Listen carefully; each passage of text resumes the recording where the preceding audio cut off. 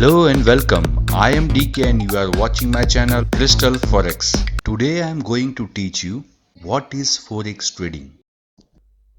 Currency are important to most people around the world, whether they realize it or not, because currency need to be exchanged in order to conduct foreign trade and business. Currency trade against each other as a exchange rate pairs. For example, Euro USD. The foreign exchange market is where currencies are traded. If you are living in the USA and want to buy cheese from France, either you either you or the company that you buy the cheese from has to pay the French for the cheese in euro.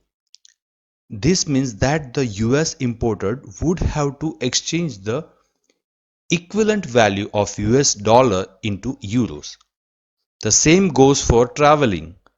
A French tourist in Egypt can't pay in euro to see the pyramid because it's not a locally accepted currency. As such, the tourist has to exchange the euro for the local currency.